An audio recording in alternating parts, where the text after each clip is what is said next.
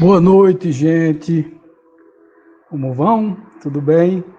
Aqui diretamente do SEC, do Centro de Expansão Consciencial, com mais uma noite de estudos e de café espiritual, né? De troca de conhecimentos.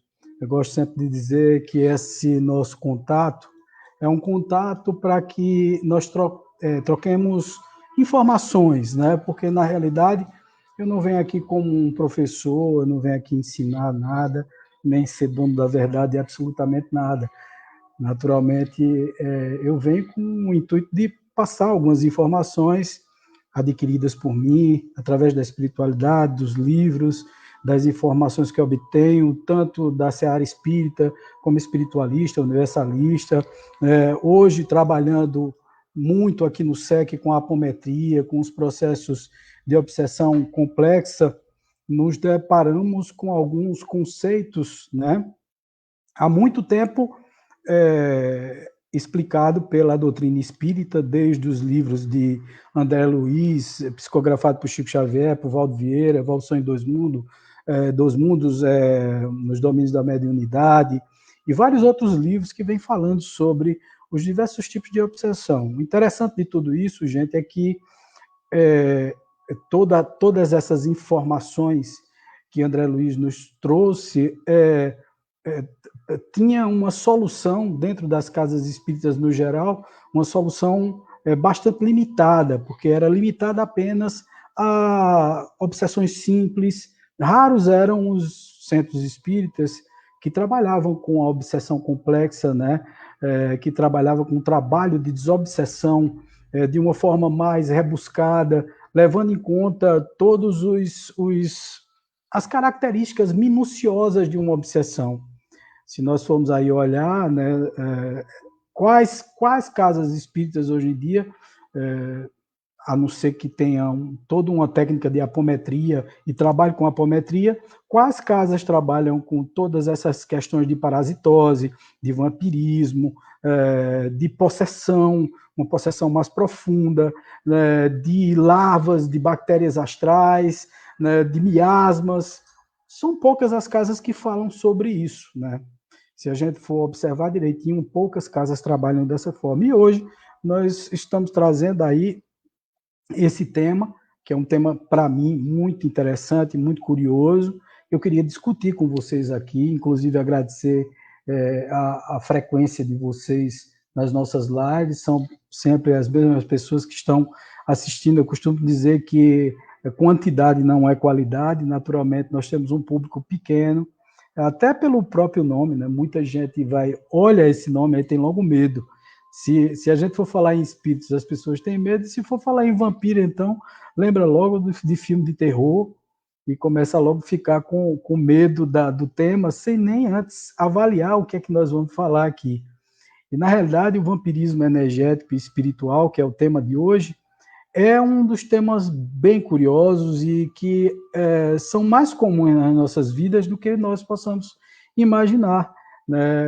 Na verdade, o vampirismo ele tem uma característica muito, muito, sei lá, comum, porque faz parte dessa nossa vida num mundo tridimensional, onde nós trocamos energias o tempo todo.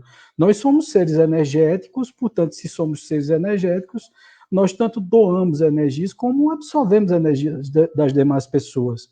Quando estamos desenergizados ou sem energia, nós sempre captamos a energia dos ambientes. Por exemplo, quando vamos numa floresta, nós captamos uma energia positiva, uma energia da natureza, a energia que nos renova, nos modifica, inclusive nos acalma. Quando escutamos o barulho de uma cachoeira, quando sentamos na beira do mar, todas essas energias são energias ambientais, energias do ambiente, nós absorvemos. Quando encontramos uma pessoa, por exemplo, uma pessoa muito alegre, muito feliz, nós absorvemos aquela energia daquela pessoa. Não estamos sendo vampiros, mas estamos trocando energias com essas pessoas. Então, a troca de energias, a aquisição e a doação de energia é uma coisa muito comum, é muito normal, aliás, extremamente saudável. É por isso que nós estamos aqui na Terra, estamos encarnados exatamente com o propósito de trocar essas energias, de conviver, quer dizer, viver com as pessoas. Então não tem nada de misterioso nisso. Agora, quando é que vira vampirismo? Quando é que vira parasitismo? Quando é que vira simbiose? Então nós vamos discutir sobre todos esses temas. Vamos falar sobre os ovoides, sobre os parasitas, vamos falar sobre os miasmas, vamos falar sobre as energias dos ambientes, as energias das pessoas, vamos conversar sobre tudo isso. E muitos aí dirão, Kardec não falou nisso. E aí eu vou falar para vocês. Falou sim, tá? Comentou sim em várias partes do Livro dos Espíritos, do Livro dos Médiuns. Depois, com as obras basilares de André Luiz, junto com Chico Xavier, foi comentado novamente em vários livros, mas para destacar nos domínios da mediunidade, também em Evolução em Dois Mundos, foi falado muito sobre todas esses tipos obsessivos diferentes e as suas características, que se parecem muito umas com as outras e que nós fazemos sem sentir. Muitas vezes nós somos vampiros energéticos, nós somos vampiros espirituais, energéticos, encarnados, com os desencarnados. Os desencarnados são conosco, né? Muitas vezes entramos em simbiose, o processo simbiótico com outras pessoas. Outras vezes somos verdadeiros parasitas. Eu acho que todo mundo já ouviu falar aí, né? Fulano de tal é um parasita. Por quê? Porque não faz nada. Fica em casa, sugando só as energias do pai, da mãe, às custas das pessoas e tal. Isso é um parasita, tá certo? Então, muitas vezes nós somos parasitas, né? Às vezes parasitamos as pessoas. Essa semana mesmo, durante a semana, eu recebi um telefonema de uma moça, e a moça dizia o seguinte, que estava com alguns problemas mediúnicos, que estava percebendo espíritos dentro da casa dela, e esses espíritos estavam incomodando bastante a vida dela. E aí eu disse, olha, veja, você precisa vir aqui para a gente conversar, para eu saber se é um caso de tratamento em apometria, ou saber se você precisa estudar a tua mediunidade, ver o que é que se pode fazer em relação à tua mediunidade, e o que é que ela me diz de volta? Ela disse, esse é o meu grande problema, eu não posso sair de casa. Então, na realidade, o problema não estava nos espíritos. Por que é que você não pode sair de casa? Ah, eu não posso sair de casa porque meu marido é muito violento, porque o meu marido me proíbe de sair de casa. O meu marido, se eu sair de casa, ele me bate, ele me espanca. E eu fiquei, assim, alguns segundos para poder realizar aquela informação, né? Eu fiquei dizendo, meu Deus, isso existe ainda? Alguém que aguenta uma coisa como essa? Em plena época de Maria da Penha, em plena época que as pessoas precisam dizer o que estão sentindo, né? E, inclusive, alertar, porque isso aí é um passo para um crime, né? Basta que o cara fique temperamentalmente afetado, que ele pode fazer uma besteira. E eu retornei para ela e disse, olha, infelizmente, o primeiro vampiro, o primeiro obsessor que você tem em casa é o teu próprio marido. Então, infelizmente, fica difícil da gente poder te ajudar nesse caso, se nem você tem liberdade nem de sair de casa, nem de dar um pulo aqui no SEC para a gente conversar, para a gente bater um papo. Então, é muito difícil dessa forma, né? Então, muitas vezes nós temos vampiros em casa, os vampiros são filhos, irmãos, pais, maridos, mulheres, né? Amigos de trabalho. Os vampiros estão por todo canto. Não são vampiros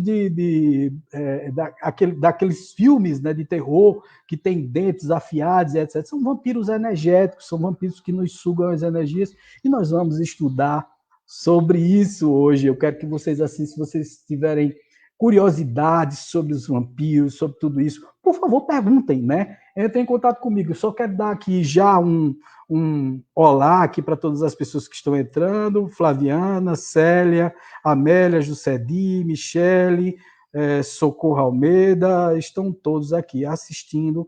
Daqui para mais tarde deve entrar mais gente. Vamos lá. Então, vamos continuar a nossa live e eu vou começar logo a apresentar os slides, né, para que a gente comece a entender. Então, vampiros energéticos e espirituais, né? Vamos passando aqui cada slide. Eu gostaria que vocês, se tiverem alguma dúvida, se tiver alguma dúvida em relação ao assunto, por favor, perguntem, não deixem de perguntar, porque é um assunto extremamente rebuscado, interessante, faz parte da nossa vida, como eu terminei de dizer, nós somos permutadores de energia, né? Nós sempre doamos e também absorvemos a energia das pessoas. E quando é que nós chegamos a ser vampiros espirituais? Quando é que os ambientes nos vampirizam? Quando é que as situações nos vampirizam? E aí a gente vai conversar sobre tudo isso a partir de agora. Gente, então vamos lá, vamos entendendo cada padrão. Vampirismo energético. Então, a saber, vampirismo energético é a perda de energia para alguém ou algum ambiente onde existam outras consciências. Pessoas muito permissivas perdem muita energia, pois são muito passivas. Tem medo de tomar atitudes, como essa moça que eu terminei de dizer agora. Ela não está tomando a atitude na própria vida física dela, material. Então, ela está sendo permissiva, quer dizer, ela está permitindo que algumas coisas aconteçam. Perdem energia para não ter que entrar em confronto com as outras pessoas. Então, muitas vezes a passividade, porque muitas vezes as pessoas dizem o ser de manso, né?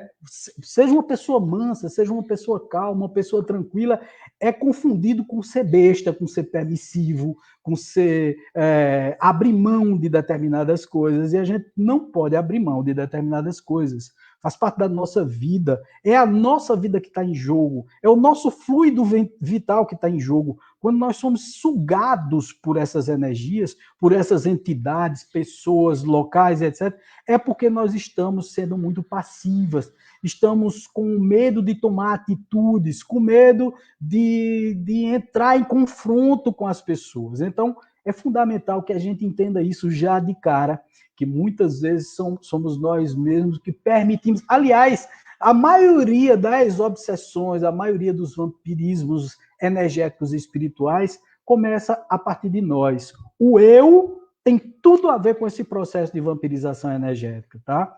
Vamos lá, vamos seguindo aqui adiante. Então, vampirismo energético. Quais são os sintomas desse vampirismo energético? Baixa de energia, quer dizer, você irá sentir um cansaço maior. Você pode sentir um peso nos ombros, não sei se vocês já sentiram isso, um peso grande nos ombros, uma energia baixa, você parece que vai desfalecer, você começa a sentir muito cansado, você começa a sentir peso nas costas, nos ombros, você pode sentir uma dor incômoda do lado esquerdo das costas, onde nasce a asinha do anjo, que é o que a gente chama de humeral, do chakra humeral, tá certo? Você pode sentir o ouvido pesar ou então tapar o ouvido. Irá sentir algo estranho no seu ouvido, alguma coisa que lhe incomoda que você até então não tinha sentido. Você pode sentir também um peso no chakra que chamamos de plexo solar, que fica na região da barriga, tá certo? Exatamente uns 2 dedos depois do umbigo aqui, é o plexo solar, tá certo, gente? Onde se colocam se colam, na realidade, muitos vampiros energéticos. Fiquem atentos com esses sinais que podem surgir após terem tido contato com vampiros energéticos. E vocês também podem ficar sentindo como se estivessem com a pressão baixa, uma sensação esquisita, ou sempre quando encontram uma pessoa e depois desse encontro se sentem desgastados. Então, tem que olhar as sintomáticas. Anete Guimarães, ela define essa questão do parasitismo, como também do vampirismo, da parasitose, da simbiose, etc. e tal. Para que você entenda como é que funciona tudo isso, você precisa de 5 indicadores, né? Primeiro, você tem que se perguntar quem está fazendo isso, tá? Quem? Você precisa descobrir quem é que está transmitindo essa energia vampiresca para você, quer dizer, sugando suas energias. Identifique o vampiro, a primeira coisa que você deve fazer. A segunda coisa que você deve fazer é: aonde eu encontro esse vampiro? É no trabalho? É com um amigo? É uma pessoa da família? Então você precisa identificar para poder bloquear ele. Terceira coisa é, né, quais são as sintomáticas, que nós vimos todas as sintomáticas aqui, né? Baixa de energia, sentindo o peso do ombro, você pode ter uma dor incômoda do lado, você pode ter o ouvido tampando ou sentindo alguma coisa estranha no ouvido, você pode sentir peso no chakra do plexo solar, e etc e tal. A quarta coisa, né, exatamente o que você vai fazer para resolver esse problema, tá? Você tem que descobrir um jeito de se livrar desse sintoma terrível que está te acometendo. E a quinta coisa, qual é a tratativa, né? Você dá para tratar esse tipo de coisa? Bom, aqui no SEC nós trabalhamos com processo de obsessão complexa, né?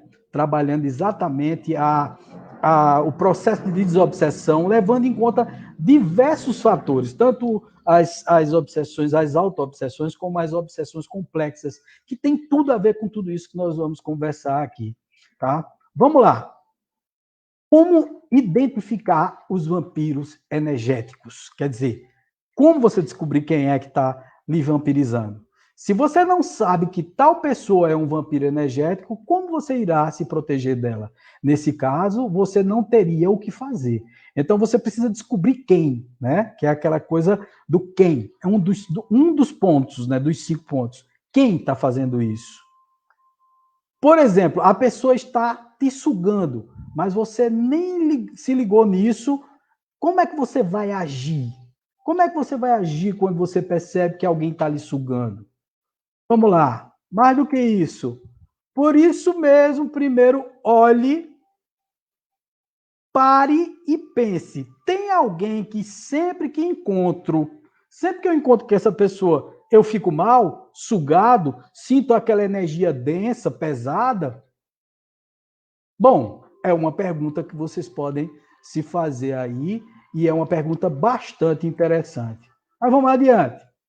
Observe quem são e se existem vampiros energéticos na sua vida. Gente, eu posso adiantar até uma coisa aqui para vocês, é que a maioria de nós tem vampiros energéticos, tá? A maioria de nós passa por vampirização energética, seja por, sei lá, alguém que inveja a gente e tenta tomar essa energia nossa. E tem os que tomam propositadamente, tá, gente? Tem os que fazem isso sem sentir. Mas tem aqueles que tomam de forma proposital, eles querem tomar a sua energia. Portanto, é uma coisa que existe uma intenção do outro em tomar a energia sua. Tem gente que faz isso de propósito. Os que sabem manipular a energia podem fazer isso. Outros fazem sem querer. Por exemplo, os depressivos são naturais vampiros energéticos. Não é para você se separar do seu parente depressivo, da pessoa que você gosta porque está depressiva, não. Não é isso. É para que você se previna e você saiba. Por quê? Porque ele tem carência de energia. Então, quando ele se cola em você, eu mesmo, quando estava depressivo, eu, sem querer, vampirizei muito meu filho, Flaviana também. Por quê? Porque eu me abraçava neles, querendo colo, querendo energia, querendo sair daquilo. Na hora que eu fazia isso, eu tomava a energia deles. Eu estava vampirizando eles. Era por querer? Não, era porque eu estava agoniado, eu estava desesperado naquele processo de depressão, e aquilo ali me fazia, sei lá, mendigar a energia de todo mundo que aparecia na minha frente. Né? Inclusive, é o maior incômodo que existe no mundo. Por exemplo, se você não é da família e você encontra um depressivo, você fica doido para fugir dele, né? Você fica doido para sair dali. Por quê? Porque a energia é muito densa. Você, quando chega num ambiente de um depressivo, você nota que parece que devastaram o ambiente. Por quê? Ele está sugando tudo que tem de energia ali naquele local. Tá certo? Ele sente isso, ele faz isso de propósito? Lógico. Óbvio que não. Ele não faz isso de propósito. Não é a intenção dele sugar a sua energia ou sugar a energia do ambiente. Se você reparar que existem esses vampiros energéticos, existem várias ações a serem feitas. E isso depende da sua proximidade com esses vampiros energéticos. Pois é, um assunto extremamente vasto. A gente aqui não vai fazer um texto gigante citando todas essas possibilidades. Por exemplo, se você descobrir que o teu marido ou tua mulher é um vampiro ou vampira energética, isso é algo muito sério. Não podemos falar, separe do marido, né? A gente não pode dizer isso a você, eu não posso falar isso. Separe do marido ou separe da esposa. Ou ele está te vampirizando. Isso é uma coisa muito mais séria e cabe realmente uma coisa mais rebuscada abordando tudo isso, né? Mas também pode ser uma pessoa que seja uma amiga, um colega com quem você fala às vezes, mas que sempre que essa pessoa te liga, e para falar de problemas e etc., para jogar um monte de lixo energético em cima de você e sugar sua energia, isso já é mais fácil de você cortar. Quer dizer, na realidade, quando você notar que alguém está sugando, que é tóxica, que só fala em coisas ruins, que só fala em pessimismo. Ah, você está bem? Você quer notar um vampiro energético? Pergunta a ele, você está bem? A pessoa vai dizer, mais ou menos e tal. A pessoa, veja, às vezes mora numa casa boa, está muito bem, tem um relacionamento bom em casa, tem dinheiro, tem tudo, mas sempre reclama da vida. Esse é um natural vampiro energético, tá certo? Vamos lá. Na sequência, vampiros energéticos. Como cortar essas pessoas? Eu estou aí, por enquanto, nos encarnados, tá, gente? A gente ainda não passou por processo de vampirização dos desencarnados. Não dê espaço para que eles suguem sua energia. Quando perceber que uma pessoa está sugando muito a sua energia, por você estar muito próximo a ela, faça o seguinte: feche as mãos discretamente. Isso, gente, nessa fechada de mão, você está fechando a sua energia. Isso é pensamento, tá, gente? Não é físico, não. Mas na hora que você fecha a mão, tá? Você está bloqueando sua energia para a pessoa. No reiki, a gente diz que você pode fazer o tantien, que é exatamente você prender a região do perímetro com muita força, ou então endurecer a região umbilical, tá certo? Para que ela não absorva a energia do outro. É muito interessante isso, tá, gente? E depois que você foi sugado, tomar um banho, existem vários banhos de ervas que você pode fazer para se limpar. O banho de rosas brancas é muito interessante para a limpeza, além dos banhos de arruda, alecrim, manjericão, que são todos os banhos possíveis para descarregar energias densas após encontrar com uma pessoa que acaba te sugando muito energeticamente. Veja, é um vampiro espiritual? Não, gente. É uma pessoa que suga de você as energias e que você, para repô-las, vocês estão entendendo que até agora é uma coisa extremamente superficial. Não é nada tão grave, porque nós permutamos essas energias. Eu vou encontrar com gente pessimista, eu vou para o meu trabalho, eu preciso ir para o trabalho, e lá eu vou encontrar pessoas assim? Sim, eu vou. Mas como é que eu limpo tudo isso? Eu vou ficar e vou chegar em casa, já vou dormir do jeito que eu estou? Não. Eu tenho como tomar um banho de ervas, eu tenho como, quando encontro a pessoa, mentalizar e fechar a mão, formar o campo de força. Nós, apômetras, montamos o nosso campo de força antes de sair de casa, como defesa psíquica para determinadas energias que nós vamos encontrar inevitavelmente no nosso dia a dia, tá? Então, quer dizer, nós temos como evitar várias coisas que nós fazemos, mas, por exemplo, absorver energia, se sentiu mal, toma um banho de ervas, né? Faz uma prece quando chegar em casa. Durante o encontro, se você já sabe que a pessoa é um vampiro energético, por exemplo, o seu chefe é um vampiro energético e sempre está sugando sua energia, mas você não pode sair daquele emprego, nesse caso você pode adquirir uma pedra de proteção, por exemplo. Gente, isso funciona, porque é energia. E é energia através do pensamento. Na hora que você imanta aquela pedra, aquele amuleto com alguma coisa assim, tipo a força do teu pensamento, dizendo eu estou com uma proteção, lógico que funciona. É tua mente, tá, gente? O amuleto é apenas o amuleto, tá?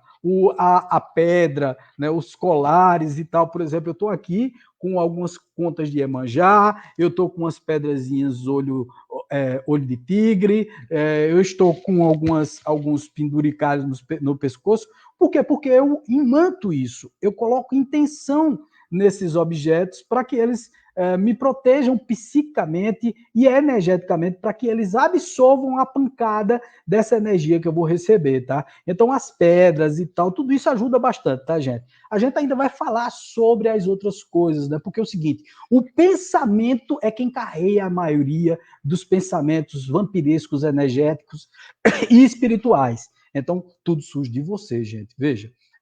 Lógico, transmutamos energias, sim. Trocamos energias, né? Permutamos energias com as pessoas, sim.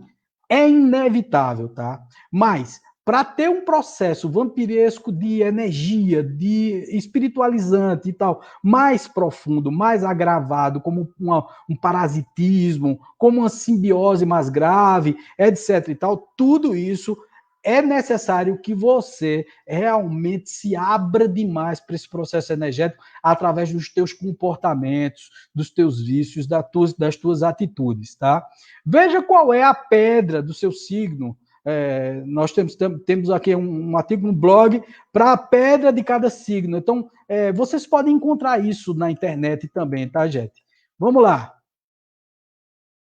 Vampiros energéticos, sexualidade e envolvimento energético. Aí já começa a ficar mais grave, tá, gente? Porque quando a gente fala na parte sexual, a gente tem que levar em conta que essa parte sexual envolve não só a troca energética com a pessoa que está na nossa frente, mas também com energias sexuais de espíritos, tá? Nós vamos discutir mais profundamente isso já já. Tá? Então vamos lá. Quando você for ter relação sexual com alguém, não pense só na proteção da camisinha, pois as pessoas, quando pensam na proteção da camisinha ou em outros tipos de proteções possíveis, dependendo da relação sexual que se está tendo e quais são os sexos que estão envolvidos. Tá? Se você terá uma relação sexual com alguém, pense nisso. Mas imagine toda a energia que você troca. Dizem algumas correntes espirituais que demora até 9 meses para você se limpar. Eu colocaria menos tempo, tá, gente? Da energia que você troca quando tem relação sexual com alguém. Ou seja, a energia daquela pessoa fica 9 meses no seu corpo. Então, é muito tempo, tá? E eu costumo sempre dizer que depende muito isso. Talvez menos tempo, mas talvez muito mais se envolver aí determinadas energias espirituais. Veja a seriedade disso. A gente não tem o menor preconceito, na realidade, gente, com nada, com nenhuma relação sexual, né, com relação de pessoas que misturam energias. Eu não estou falando nisso aqui. Ah, Wagner, agora a gente vai virar santo, não vai fazer mais sexo. Não. A gente só tem que entender as repercussões disso tudo. O sexo é um natural carreador ou objeto de vampirização energética. Tá? A gente precisa entender isso de uma vez por todas. As pessoas que são mais promíscuas, que têm muito mais parceiros, precisam estar muito mais ligadas na proteção. Devem estar sempre tomando banhos, orando, se limpando. Mas isso é suficiente, gente? Não. A gente vai falar sobre isso mesmo, porque essa conversa ainda vai agravar um bocado. Durante o ato sexual, as pessoas podem sugar muito a nossa energia. É um momento onde as pessoas têm muita intimidade e a pessoa precisa ter muito cuidado quando vamos fazer sexo, tem que ter muito cuidado com quem é que nós estamos escolhendo. Muitas vezes a gente é leviano nessa procura e nessa busca sexual, o que nos leva a vários prejuízos. Né? Tomamos um prejuízo danado quando nos conectamos às pessoas erradas.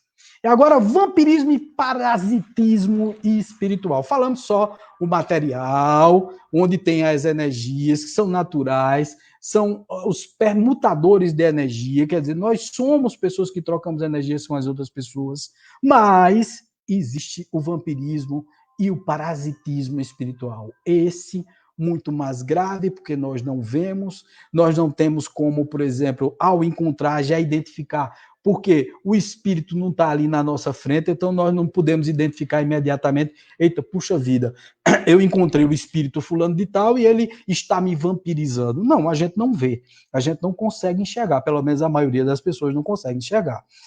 Não tem a faculdade mediúnica ou anímica da vidência, né? Ver espíritos. Você está vendo? Não está. Então, na realidade, essa é uma energia vampiresca que você não tem como ver. Então, o vampirismo e o parasitismo espiritual. Vamos lá. O que é vampirismo e parasitismo espiritual? É a ação pela qual os espíritos involuídos, arraigados a paixões inferiores, se imantam à organização psicofísica dos encarnados e desencarnados, sugando-lhes a substância vital. Isso aí está no livro de Martins Peralva, Estudando a Mediunidade. O parasitismo espiritual, tá? O parasitismo espiritual ou vampirismo é um processo grave de obsessão que pode ocasionar sérios danos àqueles que se faz hospedeiro, o obsediado, né? Levando à loucura ou até mesmo à morte. Isso está no livro Espiritismo de A a Z, de Sueli Caldas Schubert, que é muito boa nisso. Quem quiser assistir algumas lives dela, ela é muito boa, tá? E também no livro Obsessão e Desobsessão, Profilaxia e Terapêutica Espírita, tá? Vamos lá. Quais são as espécies de vampirismo? Espíritos muito apegados às sensações materiais prosseguem após o túmulo a busca às sensações que desfrutavam quando encarnados, se vinculando aos encarnados que vibram em faixa idêntica, parceiros de paixões desequilibrantes. Nesse ponto aí, gente, assim, é muito interessante. Todas as vezes que eu estou fazendo live aqui, passa assim várias motos fazendo um barulho terrível, né? Parece que é de propósito, mas não. Isso faz parte, né, dessas energias que nós vivemos, né? Estamos perto da rua, naturalmente, vão passar motos, carros e etc e tal. Danado é que sempre passa assim um barulho muito alto para atrapalhar a nossa live. Então veja só as espécies de vampirismo ou parasitismo espiritual. Os espíritos muito apegados às sensações materiais prosseguem, após o túmulo, a buscar as sensações que desfrutavam quando encarnados, se vinculando aos encarnados que vibram em faixa idêntica, parceiros de paixões desequilibrantes. Então, vamos aí colocar pessoas que gostam de álcool, de sexo exageradamente, que é muito conectada ao dinheiro, que é muito conectada ao ter em vez do ser. Naturalmente, quando essas pessoas desencarnam, elas não têm mais um corpo de carne e elas, em processo simbiótico, quer dizer, praticamente entrando no seu corpo, ela fica tentando sentir as mesmas sensações que você. A simbiose, ela é diferente do parasitismo ou vampirismo. Bem diferente, porque na simbiose, às vezes alguns espíritos entram em simbiose com você para lhe ajudar. Por exemplo, os mentores espirituais, quando estão transmitindo alguma comunicação, quando estão fazendo uma psicografia, eles entram em simbiose com você, tá? E essa simbiose ajuda você a dar passagem à comunicação mediúnica. Outras vezes, os espíritos entram em simbiose para te ajudar e até para te proteger de determinadas energias. Nós vamos falar mais um pouco sobre isso, tá, gente? Mas, assim, todo espírito que desencarna e que tem, assim, muito apego à família, a carro, a casa, a dinheiro, ao sítio que tinha, a casa de praia, né? Aos filhos, à esposa e tal, e não conseguem viver sempre sem isso, eles em simbiose começam no processo simbiótico, então se colando na pessoa para poder sentir todas as emoções. Por exemplo, um marido que era muito apaixonado pela mulher e que se dava muito bem sexualmente com ela e etc. E aí ele desencarna num acidente terrível ou num crime, alguma coisa desse tipo. O que é que acontece? Essa pessoa que morreu nessa situação e tem essa característica sexual exacerbada, vai, né? Lógico, não são todos, tá, gente? Mas se ele dava muito valor a isso e tinha isso como uma coisa fundamental na vida dele, né? Ele vai se conectar a você. Ele vai se colar em você e, em processo simbiótico, vai começar a sugar sua energia sexual. Tanto é que tem pessoas que relatam que à noite sentem prazer sexual, né, principalmente pessoas nas quais o marido ou a esposa morreram há pouco tempo, desencarnaram há pouco tempo, sentem que de manhã, como se tivesse feito sexo a noite inteira, e no outro dia se sentem cansadas e sugadas, e foram sugadas realmente. Né? Tem pessoas que têm a nítida impressão de que encontraram um outro no plano espiritual e que fizeram sexo lá. Então, existe isso sim, gente. Não é uma coisa. E pode acontecer de desencarnado para encarnado, de encarnado para desencarnado, de encarnado com encarnado no plano espiritual, ou encarnado com encarnado no plano material, ou em desdobramento, né, ou fisicamente. Tá certo? Você veja que essa simbiose pode acontecer com muita frequência, tá certo? Os obsessores por vingança, que é outra espécie, e ódio, ligam-se às suas vítimas com o intuito de absolver-lhes a vitalidade, enfraquecendo-as em busca de maior domínio. Também pelo ódio, né, os obsessores se conectam ao teu campo mental e energético e sugam de você a energia vital que você tem para suprir a ele mesmo. E aí eles fazem questão de colocar medo em você. O medo é uma das energias mais potentes para os espíritos que estão em vibração muito baixa. Então eles fazem medo a você e você nesse medo, nessa paura, nesse desespero, entra muitas vezes num pânico muito grande e tudo isso serve como alimento, tá certo? Fluídico para esses espíritos que não têm mais corpo, mas que gostariam de ter, e por vingança e por ódio, eles ficam sugando tua energia para poder negociar no plano espiritual. Um dia a gente fala mais sobre isso.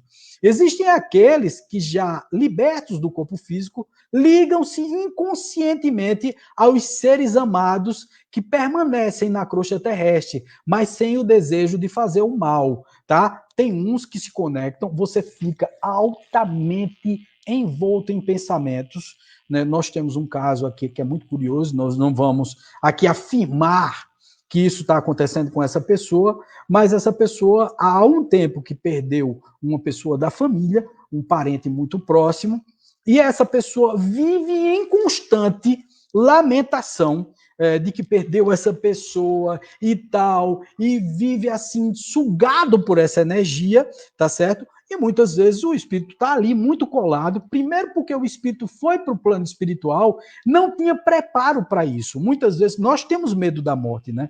É exatamente o medo da vastidão do plano espiritual, né? O medo de não estar protegido pelo corpo e de por ser perseguido no futuro por entidades que querem se vingar de nós. No mundo espiritual não tem essa proteção, tá? Que é a proteção do corpo físico. A gente pensa que não, mas o medo da morte tem tudo a ver com essa questão de ter vivido no plano espiritual e ter sido massacrado muitas vezes por entidades. Aí a gente recebe uma nova oportunidade, vem para cá para o corpo físico e continua fazendo besteira. Aí fica sempre com medo de morrer, lógico, porque sabe, porque todas as noites nós morremos um pouco, né? Nós passamos algumas horas acordados e depois nós nos desdobramos. É uma morte em vida. O que significa dizer, quando você vai para o plano espiritual, você começa a ser caçado lá. Então você fica pensando, consequentemente, no dia que eu desencarnar de vez, eu vou ser perseguido por essas entidades. Então tem algumas pessoas que têm um verdadeiro terror da morte. Por quê? Porque sabe que não fazem boas coisas aqui e que na hora de morrer, e aí tem tudo a ver com essa questão do bem e do mal, e etc e tal, essa dualidade, né? Essa coisa de maniqueu, maniqueísmo, né? Que fala sobre o bem e do mal, do inferno e do céu, né? Onde as pessoas têm um medo muito grande e tem todo o cabimento, tá, gente, de ter medo. Não pelo medo que as religiões colocam em você, mas sim pelo alerta de que se você for para o plano espiritual, você vai ser atacado. Outros têm medo porque vivenciaram esse vazio do plano espiritual. Então, o que é que eles querem? Eles querem ficar do lado da pessoa que ama, do lado da pessoa que gosta. Então, nós temos um caso aqui, que é muito interessante, onde a pessoa fica o tempo todinho cultuando aquela pessoa que já desencarnou, colocando fotos, colocando nome, dizendo estou morrendo de saudade, etc. Lógico, a pessoa está ali em simbiose, está transmitindo para ele a saudade, ele está sendo vampirizado, tá certo? A pessoa está sendo vampirizada pela energia, não percebe isso, vai perdendo energia vital, vez por outra está chorando, vez por outra está com uma saudade exacerbada daquela pessoa que desencarnou. Às vezes, com muito tempo de desencarne, a pessoa ainda continua com aquele mesmo processo, né, mental de retroalimentar o pensamento naquela pessoa que já desencarnou. Isso é um perigo muito grande, gente. Ele entra em simbiose e da simbiose para virar vampirismo, parasitismo, onde você é sugado totalmente e suas energias vitais vão se esvaindo até o processo de morte, como eu já citei aqui. Então, é muito perigoso, tem que ter muito cuidado nesse processo energético. Vocês entenderam que a primeira parte foi mais rápida e foi aquela parte mais soft do vampirismo energético do dia a dia, da troca constante que nós temos com as pessoas que nós encontramos, com a pessoa maldorrenta, que vive se lamentando chata, de lá do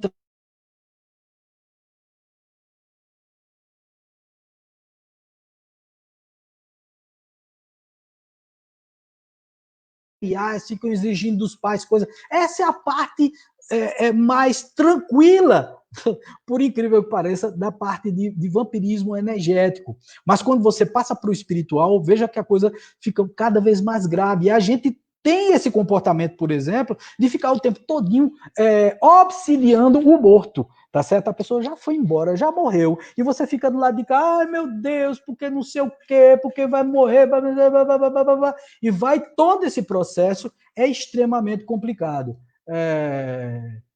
A Dásia Kelly entrou aqui também, o Edja.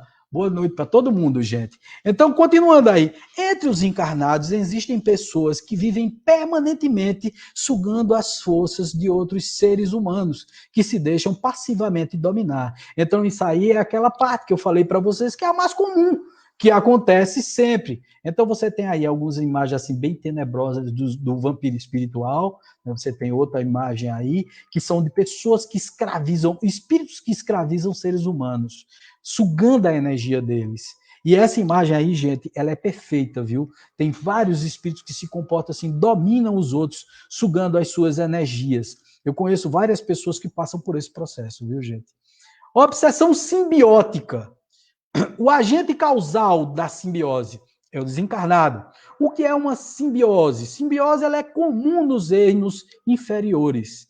Né? A simbiose útil, que são sucos nutritivos do intestino, as substâncias úteis de bactéria. Por exemplo, você vive em simbiose com determinadas bactérias que vão auxiliar você a fazer a sua digestão, né? No intestino tem várias bactérias. Nós temos aí a doutora Kelly que está assistindo a live e ela sabe disso, né? Nós dependemos das bactérias, né? Nós sobrevivemos por determinadas bactérias, determinados micro-organismos no nosso organismo que vivem em simbiose conosco. Então, na medicina tem muito isso, na parte biológica tem muito isso. O encarnado entrega-se ao desencarnado no processo simbiótico, protegido contra ataques de forças ocultas piores. Então, muitas vezes o desencarnado fica protegido o encarnado fica protegido pelo desencarnado. Porque, por exemplo, pai e mãe entram em processo simbiótico para não deixar outras entidades se aproximarem de nós. Um pai, uma mãe desencarnado que gosta muito da gente, um marido, uma esposa, quando não é doentio, o processo é de proteção. Então, a simbiose pode acontecer de forma benéfica, aspas, porque nada que se faça contra o livre-arbítrio, nada que se faça obrigando o outro a passar por determinadas coisas é favorável, é bom. Mas, nesse caso aí, de certa forma, está protegendo. Origem da simbiose. São processos de mentossíntese baseado em trocas, aquisição de bens terrenos e afetos. A morte do corpo ela afasta o cidadão, afasta o espírito dos sonhos, dos afetos, das coisas materiais, tá certo? Então o espírito ele vem novamente para respirar de forma justaposta a você. No mundo espiritual, quando o espírito se desloca e não tem apegos espirituais, ele vai para regiões onde ele não tem mais as sensações do corpo, nem do sexo, nem da bebida, nem do fumo. Mas quando ele é muito apegado a tudo isso, o que é que ele faz? De forma simbiótica, ele se cola em você para sugar suas energias, para beber junto com você e tal. E é isso aí se agravando, tá certo? Ele se colando demais em você num determinado tempo, numa determinada quantidade de tempo, se transforma exatamente em parasitose, tá certo? Então, as simbioses, o terror por se afastar de entidades familiares, o temor da vida espiritual, como eu já tinha dito, transforma os seres espirituais. Olha, gente, e as simbioses, elas são tão comuns, eu acho que são as mais comuns que existem, tá? O processo simbiótico é mais comum, tá, do que a gente possa imaginar. Por quê? Porque a maioria dos espíritos que desencarnam não tem conhecimento do seu desencarne, tem medo do mundo espiritual. Quando desencarnam e descobrem que estão desencarnados, imediatamente pelo terror, eles correm para os seus familiares e ficam lá agarrados neles. Tá? Ficam lá colados neles. Por isso que a gente sente tanta saudade muitas vezes, que a saudade é tão exacerbada. Então, por exemplo, a gente vê muitas vezes as viúvas e os viúvos, né, os filhos, filhas e etc., sofrendo de uma saudade exagerada. Então, ali pode estar acontecendo um processo simbiótico, porque os espíritos, com o terror de estar no plano espiritual, de terem morrido, tem alguns deles que, inclusive, não admitem que morreram e querem ficar a todo custo ao lado das pessoas amadas, dos familiares, das entidades, e eles prendem-se egoisticamente aos que ficaram. Quer dizer, eles podem inspirar, inclusive, atividades progressivas desse processo e virar uma simbiose em condição inferior, transformando-se num vampirismo, numa coisa muito mais grave. Então, o vampirismo recíproco. O que é um vampirismo recíproco? Tem aqui alguma pergunta? A maior arma contra eles é o amor. Eles não suportam. Mas aí fica difícil, viu, Adásia? Pelo seguinte, às vezes o vampiro, o simbiótico espiritual, ele é da tua família, ele te ama, ele não está fazendo aquilo porque não gosta de você, ele até ama você. Quando você chama, diz assim, eu te amo, etc., aí é que ele fica do teu lado mesmo. E muitas vezes ele está do teu lado, e como ele tem um vício qualquer, o vício no sexo, ou o vício em bebida, o vício em cigarro, ele exacerba esse vício em você, sem querer. Ele não quer isso, não tem intenção de fazer isso. Então não é tão simples assim, sabe, Adásia? Infelizmente, por isso que a gente chama de obsessão complexa. E começa com a simbiose, depois vem o parasitismo, que é exatamente o vampirismo que acontece. Mas existe esse vampirismo recíproco. O vampirismo pode ainda comportar-se em forma de vampirismo recíproco, onde ambos os espíritos envolvidos alimentam-se dos fluidos doentios do seu companheiro, apegando-se a ele instintivamente. Um exemplo é o caso relatado na obra dos Domínios da Mediunidade, onde um homem desencarnado e uma mulher encarnada vivem em regime de escravidão mútua, nutrindo-se da emanação um do outro. Ela busca ajuda na sessão de trabalho desobsessivo, realizado por um centro espírita, e com o concurso de entidades abnegadas, consegue o afastamento momentâneo do espírito obsessor. Mas bastou que o espírito se afastasse, tá certo? Que ele fosse retirado, para que ela o fosse procurar reclamando sua presença. Então, muitas vezes acontece o seguinte, a gente vive dizendo isso aqui no SEC, tá? Não adianta nada. Se nós tiramos o vampiro espiritual de cima da pessoa, tá certo? Nós afastamos o espírito que está sendo o causador do vampirismo, mas aquilo ali, se não analisado proximamente, nós não descobrimos que o vampirismo ali está sendo recíproco, tá certo? O espírito procura o encarnado e o encarnado procura o espírito.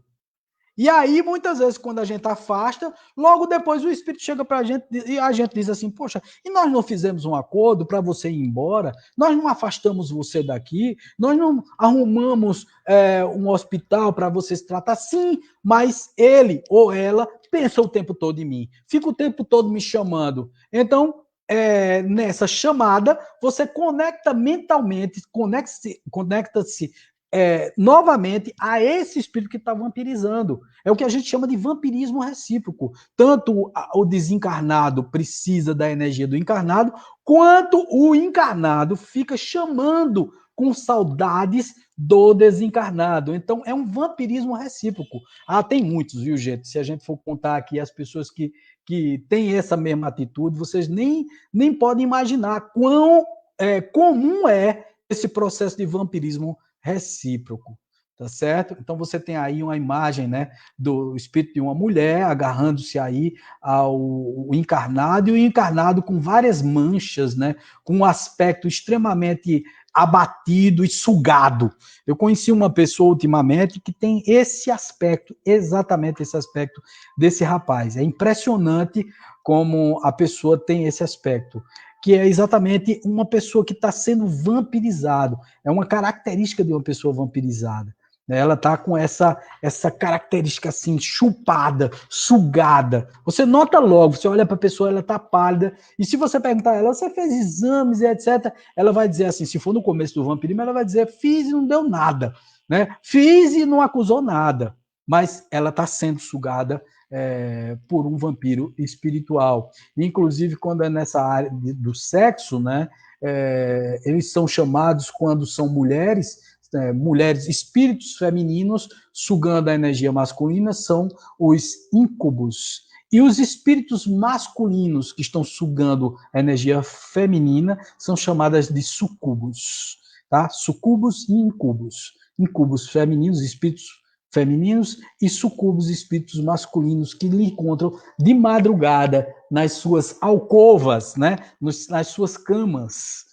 Wagner, isso acontece? Acontece sim, infelizmente, acontece esse processo sim, basta que você estimule isso. Causas efetivas do vampirismo espiritual. Desregramentos emocionais, como tristeza, a cólera, quer dizer, a raiva, o medo, que a gente já falou, e entre outros tantos, tá? A glutonaria, quer dizer, você se alimentar demais, comer demais, você nota na hora, você come demais, deve ter um espírito também sugando aquela energia. Só que aí, como a consequência é no seu corpo físico, você engorda. Então você diz assim, pô, não sei nem por que eu como tanto que eu não sinto fome. Provavelmente pode ter um vampiro espiritual que gosta demais de comer e você termina comendo demais, então termina engordando. Excessos alcoólicos, né? Você termina bebendo demais porque o espírito se conecta ao teu corpo. Mas Wagner, ele bebe também, não com a boca, mas com a mente. Gente, para que vocês bebem? É pelo gosto da bebida? Sim, algumas pessoas gostam do gosto da bebida, mas aprenderam a gostar. Mas é pela sensação, não é a sensação? Né? A sensação de estar embriagado, a sensação do fumo do cigarro, a sensação de comer e etc. Naquele momento que você faz isso, o espírito mentalmente percebe, porque ele está em simbiose com você, ele está praticamente dentro, sugando você, então ele sente a mesma coisa que você, ao beber, ao fumar, ao se drogar, ao comer, tá certo? Ao fumar, né? Ao ter medo, ter tristeza, ter cola, ter raiva, por exemplo, quando você tem muita raiva, você se conecta a entidades que também têm raiva, tá? Tem mais uma pergunta. Amor e pureza, na minha opinião, é um repelente contra as forças da não-luz, por conta da energia, um não se encaixa com o outro. Bom, isso aí é uma coisa profunda, viu, Adásia? Um dia a gente conversa sobre isso. Não é só isso, o amor, a pureza, a mudança de comportamento muda muitas coisas, sim, tá certo? Mas, às vezes, os processos são mais complexos ainda do que esse daí. Senão, os centros espíritas estavam aí afastando tudo quanto é de espírito e não estão conseguindo, viu? Só de chamar a pessoa de meu irmãozinho e tal. Se você não mudar o seu comportamento, as suas ideias, mudar a sua forma de pensar e de agir, fatalmente você vai ser sempre sugado pelos espíritos. Tá? Processo de vampirização. Produção de larvas mentais. Né?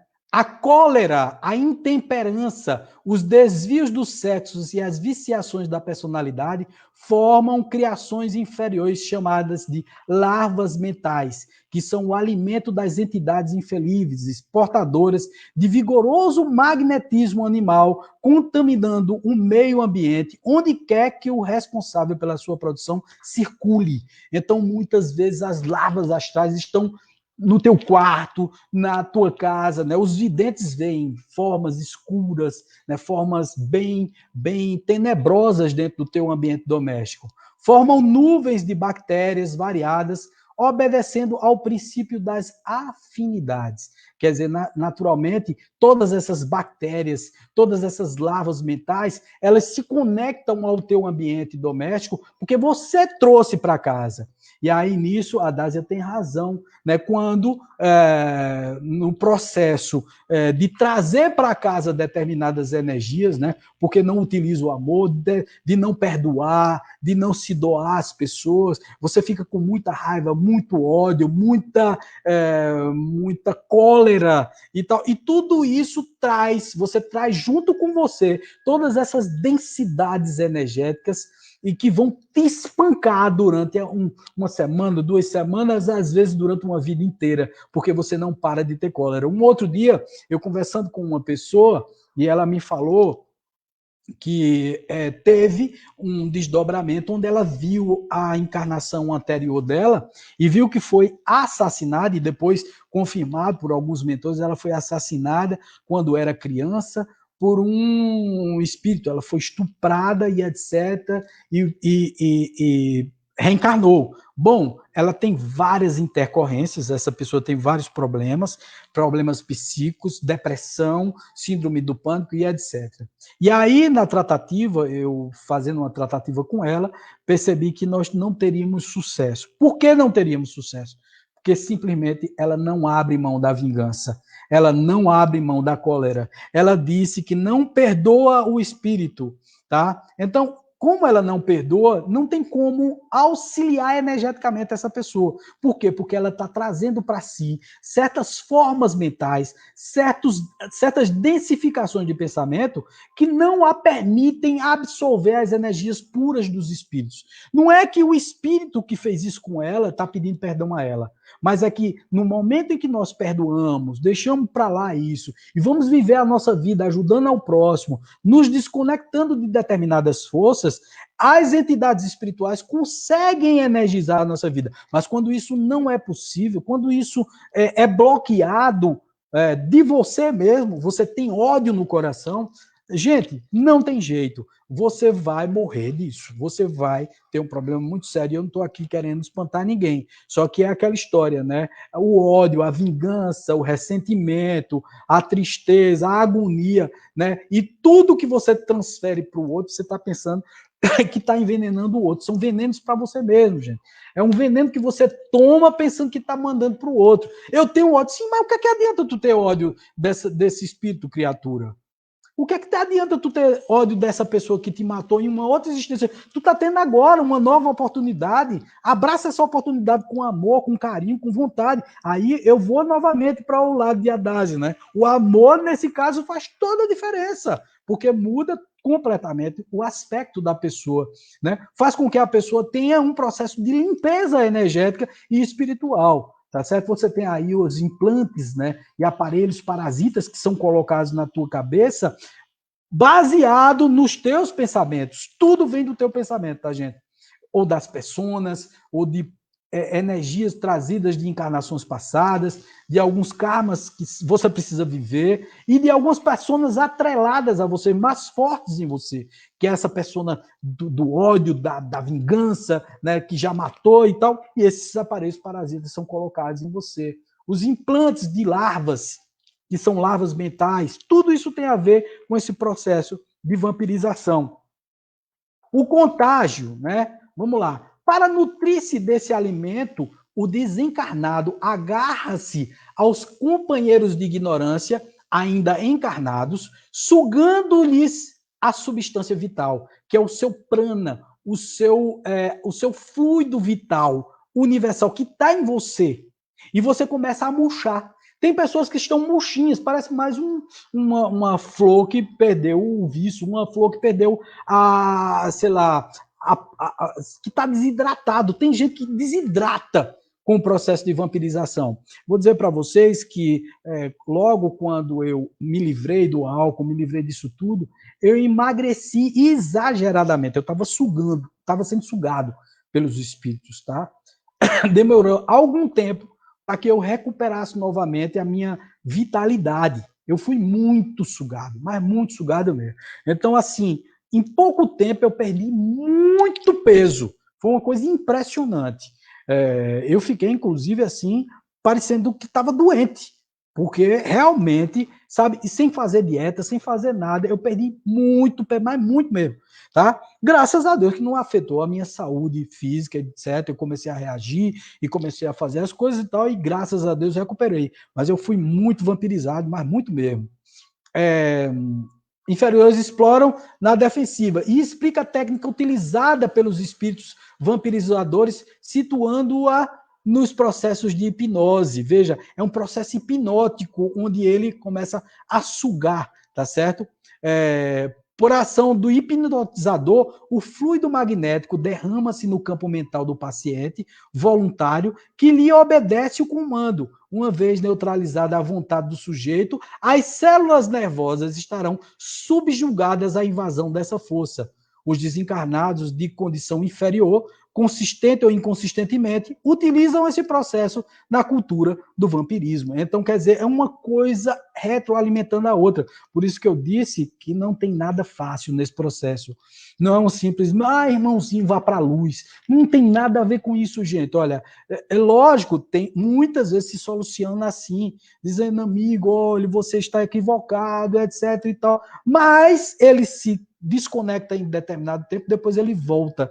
No processo de apometria, nós temos algumas técnicas que são maravilhosas, porque é o seguinte, quando a gente percebe um espírito trabalhando, sugando o corpo do outro, né, em forma parasitária e tal, primeiro nós tiramos os aparelhos parasitas através das técnicas hipnóticas também, as técnicas de mentalização, tá certo? Através do nosso pensamento, da nossa vontade, junto com a egrégora de espíritos que está conectada a nós energeticamente, e através dos pulsos magnéticos conseguimos levar o espírito, às vezes, para um passado distante, ou então deslocar ele para o futuro e mostrar a ele que se ele continuar sugando a energia do outro, do encarnado, em questão, ele vai passar por um processo de ovoidização ou um processo de reencarne com muitos karmas e etc e tal. E fazendo esse trabalho, que também é um trabalho hipnótico, também é um trabalho de jogar no futuro, tá certo? De deslocar a personalidade para o futuro, ou então de jogar no passado para mostrar que ele também fez coisas ruins quando é um processo de vingança, tá? Então ele se convence e deixa de sugar a personagem que está ali na frente dele, que é o encarnado, tá certo, gente? Então, é um processo muito, muito complexo. Justapõe-se a aura das criaturas que lhes oferecem passividade, sugando-lhes as energias, tomam conta de suas zonas motoras e sensoriais, inclusive os centros cerebrais, a linguagem, a sensibilidade, memória e percepção, dominando-as praticamente. Uma coisa interessante é que Sueli Caldas, Schubert, ela tem um comentário que eu acho fantástico, que diz que a maioria das pessoas que têm ataques epiléticos, muitas vezes tem um ataque epilético porque a entidade simplesmente se aproxima para sugar a energia. A pessoa, vivenciando o processo de ser sugado, entra em ataque epilético e começa a espumar e etc., porque a entidade apenas chegou junto. Outras vezes, a entidade faz ela ter os ataques epiléticos. Todas as vezes, gente, lógico que não. Tem os ataques epiléticos que são realmente patológicos, são físicos, são cerebrais e tal, são de processos neuroquímicos que fazem com que a pessoa tenha o ataque epilético. Tá? Então, não são todas as vezes, tá, gente? O vampiro, entidades exploradoras. O vampiro é toda entidade ociosa que se vale indebitamente das possibilidades alheias. E em se tratando de vampiros que visitam os encarnados, é necessário reconhecer que eles atendem aos sinistros propósitos a qualquer hora, desde que encontrem guarida no estojo de carne dos homens. Está em Missionários da Luz, de André Luiz, psicografia de Francisco Cândido Xavier. Missionários da Luz também, um outro livro que fala muito disso. Tendo vivido muito mais de sensações animalizadas que de sentimentos e pensamentos puros, algumas criaturas, além do túmulo, prosseguem imantando aos ambientes domésticos que lhes alimentam o campo emocional. Aos infelizes que caíram em semelhante condição de parasitismo, as larvas servem de alimento habitual. É muito interessante e muito curioso isso, gente.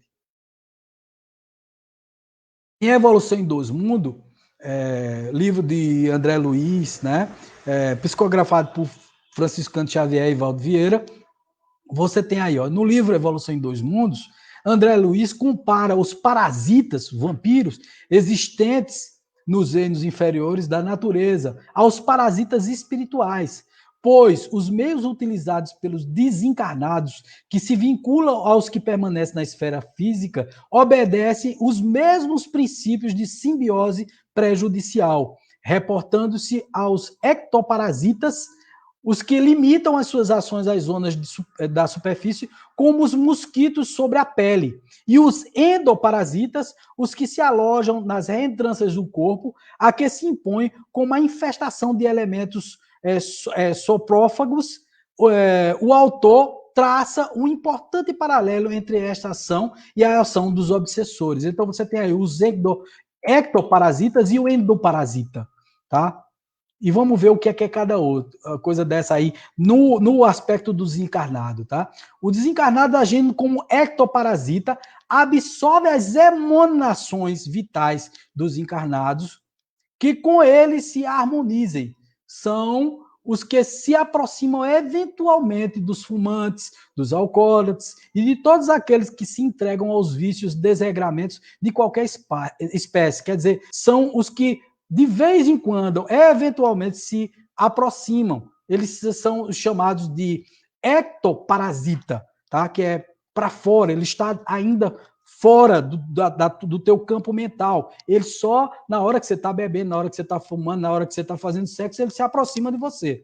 Mas tem os desencarnados agindo de forma mais grave, que são os endoparasitas, consistentes, os que, após se interarem dos pontos vulneráveis de suas vítimas, tomam conta de seu campo mental, impondo-lhes ao centro coronário a substância dos próprios pensamentos que a vítima passa a acolher, qual se fossem os seus próprios. Quer dizer, isso está em Evolução em Dois Mundos, tá, gente? É muito interessante. Temos também a presença ou os tipos chamados ovoides. Os obsessores utilizam também as formas ovoides para intensificar o cerco sobre suas vítimas e mantendo-as a estas para instalar o parasitismo espiritual. O envolvido nos fluidos dos obsessores com o pensamento controlado pela interferência hipnótica dos algozes. O obsidiado passa a viver no clima que estes criaram, agravando pelas ondas mentais altamente perturbadoras dos ovoides, vendo inclusive os clichês mentais que projetam em fenômenos alucinatórios ou ouvindo-lhes as acusações na acústica da mente. Então, os ovoides, na realidade, são espíritos que perderam a forma, tá? Exatamente pela ovoidização, quer dizer, eles se transformam só mentalmente, na estrutura mental. Quem consegue enxergar os 7 corpos, né? Tem videntes que conseguem enxergar os corpos, né? Enxergam naturalmente o corpo físico, o duplo etérico, o perispírito, que tem forma humana, e a partir daí nós temos o mental inferior, que é tipo um ovo, tá certo? É nesse formato ovoidal que fica o espírito, tá certo? E aí eles estão, todos esses ovoides que perderam seu corpo pelos vícios, pelos erros cometidos, pela repetição desses erros durante muitos séculos, eles perdem o seu corpo físico e ficam só ovoidizados em formas ovoidais, tá certo? Eles são utilizados pelas entidades inferiores, principalmente os magos negros, né? Entidades muito obscuras, eles são utilizadas para serem acoplados naquelas pessoas que têm pensamentos similares. Então, você tem aí, por exemplo, o corpo espiritual se transforma em um corpo ovoide em 3 casos específicos. Prestem atenção. O homem selvagem, quando retorna após a morte do corpo denso ao plano espiritual, sente-se atemorizado diante do desconhecido. A vastidão cósmica o assusta, bem como a visão dos espíritos. Mesmo os bons e sábios, pois crê, está à frente de deuses, por isso refugia-se na choça que lhe serviu de moradia terrestre.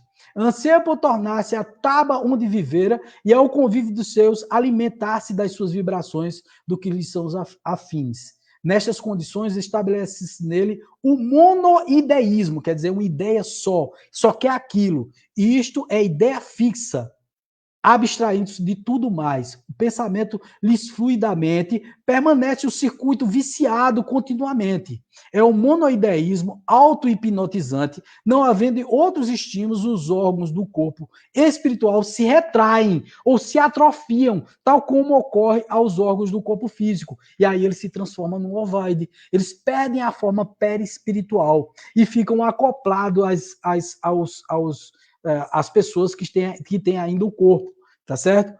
Depois, o segundo caso de ovoidização, os desencarnados em profundo desequilíbrio, aspirando vingar-se ou portadores de vícios, apego, envolvem e influenciam aqueles que lhes são objeto de perseguição ou atenção, auto-hipnotizam-se com as próprias ideias, que se repetem indefinidamente. Em consequência, os órgãos perispiríticos se retraem por falta de função, assemelhando-se então a ovoides, vinculando-os às próprias vítimas que, de modo geral, lhes aceitam mecanicamente a influenciação por sentirem culpa, remorso, ódio, egoísmo, externando as vibrações incessantes sob o comando da mente, configura-se nesse caso a parasitose espiritual. O espírito fica conectado. Nós tiramos direto aqui, né, os ovoides de algumas pessoas, né? Inclusive, às vezes, está tão conectado em processo simbiótico que às vezes a gente não consegue tirar de uma vez. A cirurgia espiritual, a cirurgia feita através dos espíritos que vêm nos auxiliar, ela é extremamente complexa. Às vezes eles pedem para fazer a cirurgia depois. Às vezes, quando estamos em tratamento apométrico à distância, nós levamos primeiro o objeto, tá certo? Ou então presencial, nós levamos primeiro o objeto para ser analisado no laboratório do astral, para saber uma cultura, tipo uma cultura daquele ovoide, para saber se tem como tirar, para a gente saber se não está afetando completamente o organismo que está ali em matéria, que é o do obsidiado. Né? Porque muitas vezes, quando a gente tira o ovoide, né, a pessoa se sente como se tivesse tirado algo dela, e a pessoa adoece. Então, a retirada do ovoide, às vezes, tem que ser muito paulatina, muito vagarosa, porque é uma energia interpenetrada na outra. Então, quando você tira aquilo ali, pode matar. Né? É aquela história, o remédio é forte demais, termina matando o paciente. É o que acontece muitas vezes com alguns obsedados, que termina entrando em loucura quando você tira o obsessor. Você tira o obsessor, ele tinha uma dependência tão grande do obsessor, vivia tão imantado, tão junto, simbioticamente dele, que termina adoecendo e às vezes até morrendo. Então tem que ter muito cuidado, inclusive nisso, até para retirar as obsessões a gente precisa ter muito cuidado. O terceiro caso, os grandes criminosos que ao desencarnar ver-se-ão atormentados pela visão repetida e constante dos próprios crimes, vícios e delitos, em alucinação que o tornam dementados. Os clichês mentais que exteriorizam tornam-se fluxo do pensamento vicioso, resultando no monoideísmo auto-hipnotizante. E tal como nos casos anteriores, perdem os órgãos do corpo espiritual, transubstanciando-se em ovoides, quer dizer, se transformam em ovoides. O combate ao vampirismo, né? É através das reencarnações expiatórias, tá certo? Que os espíritos vão reencarnar e vão, na realidade, se transformar em pessoas que, ao vampirizarem, tornaram vítimas, tá certo? Então elas vão passar por aquele processo de cura, de depuração, porque fizeram mal a outras pessoas, tá certo? Mas isso aí é um caso só para depois, nas próximas encarnações. Aí você tem aí a transformação do ser, que aí a Dásia falou, quando vem o amor, quando vem a ressignificação, quando vem aquela questão do não, eu quero me melhorar a todo custo, começa a realmente modificar o ser, e aí o vampirismo começa a ser retirado da pessoa. Por quê? Porque não tem mais faixa vibratória.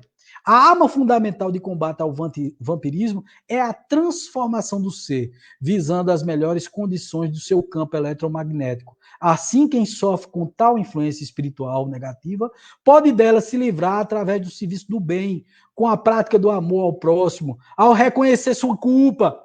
Pode começar a construir a cura, reajustando-se e servindo como exemplo do seu perseguidor. A oração também, o trabalho energético, tudo isso são antídotos para trabalhar o vampirismo, a simbiose. Por exemplo, no caso que eu falei, da pessoa que fica o tempo todinho se conectando à pessoa que desencarnou, porque é o seguinte, quando você começa a fazer isso, tá, gente? Existe aí, lógico, o vampirismo recíproco, muitas vezes, mas outras vezes o espírito está doido para se desconectar do campo terrestre, já está em tratamento e você fica pensando nele, e você fica o tempo todo chamando pelo espírito, o espírito fica sendo obsedado por você que é encarnado. Então, gente, é muito sério isso, tá, gente? A gente pensa que é uma coisa muito simples.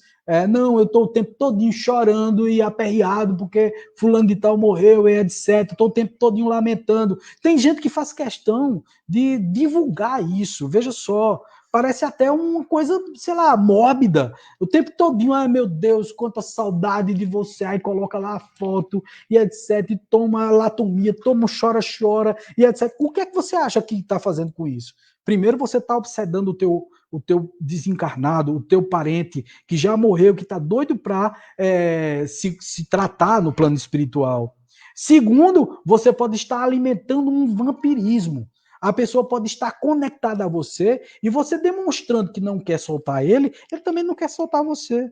E ele vai te tornando uma pessoa cada vez mais triste, cada vez mais deprimida, cada vez mais em pânico, então, até você pegar uma depressão terrível, o que vai te levar, provavelmente, ao abandono de determinadas responsabilidades, do trabalho, da família, das coisas que você tem. Você começa a entrar em bancarrota, começa a perder suas coisas, começa a se desesperar cada vez mais, entrando numa depressão profunda, aí sim, levando você, às vezes, até o suicídio ou outros tipos de energias que vão densificando no seu corpo físico e você termina adoecendo, absorvendo determinadas doenças, porque todas as doenças elas são oriundas do pensamento. Se você absorveu ela, se você puxou ela, tá certo? Você vai terminar absorvendo e isso aí pode terminar te matando, tá certo? Então tem aqui outra pessoa. Boa noite, doutora. Bom, isso é um elogio a alguém que está elogiando outra pessoa, tá?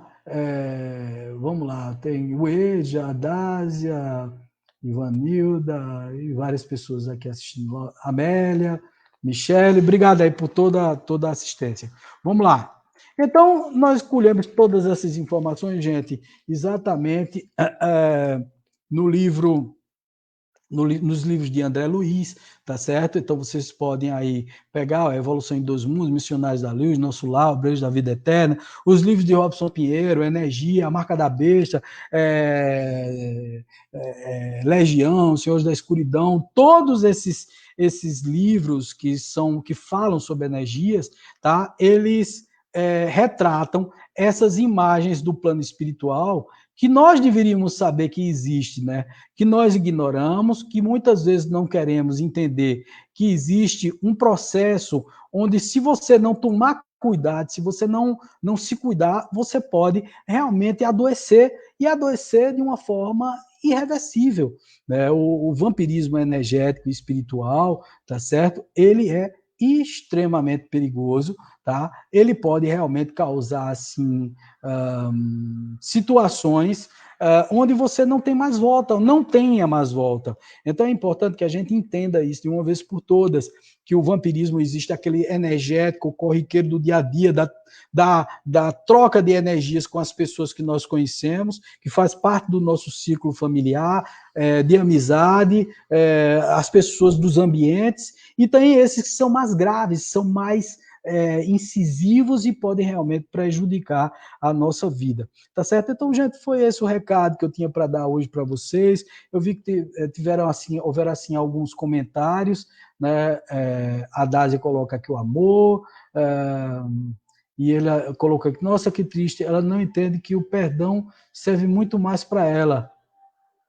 Ela já veio para resolver os problemas de vidas passadas. Isso só dá força para a roda de Sansara. É por aí, é isso aí. Bom, tá aqui todas as pessoas que comentaram, né? Agradeço a todas as pessoas que participaram da nossa live. Dizer que é sempre um grande prazer conversar sobre a espiritualidade e que das próximas vezes vocês participem mais, perguntem mais, se inteirem mais, tragam sempre perguntas para a gente e a gente vai tentar aqui responder na medida do possível. Tá? Estamos sempre aqui conectados, tá? Na internet. Todas as sextas-feiras nós temos palestra, a partir das 8 horas, Todos os domingos, a partir das 7 horas, nós temos o nosso Café Espiritual, que é esse nosso estudo. A partir dessa próxima semana, nós recomeçaremos algumas atividades, como, por exemplo, na quarta-feira, nós teremos a nossa meditação, tá? Na quinta-feira, nós teremos, que é às 8 horas da noite.